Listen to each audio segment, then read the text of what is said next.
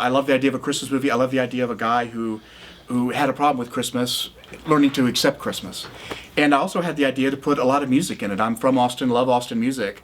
And when we already started a movie with Willie Nelson and Lyle Lovett in it, then of course we ended up with Harry Connick Jr.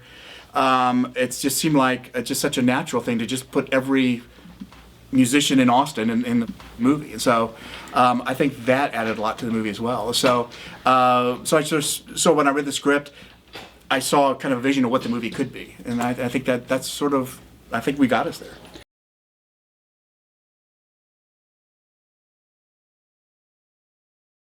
I love everybody in it. Harry had a very tough job.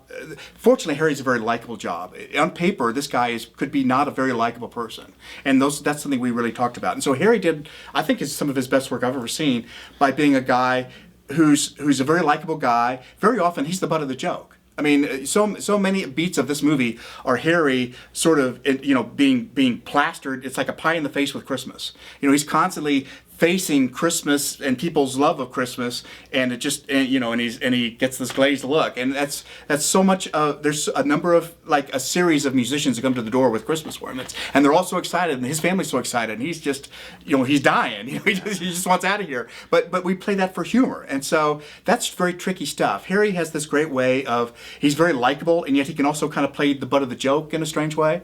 So he's great.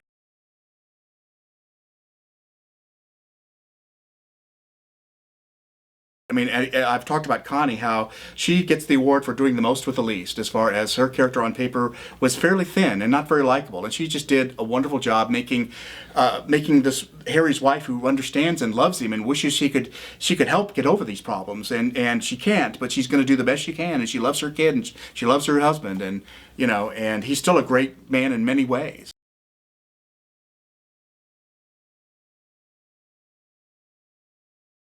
And Chandler is just an amazing kid. I mean, he's a kid who had to go from, there's so many of my scenes, or some of my favorites are his, where he goes from this happy kid to a kid who's really goes through a pretty tough time. It goes through sort of the same thing Harry has gone through, which helps Harry find his own cure, so to speak.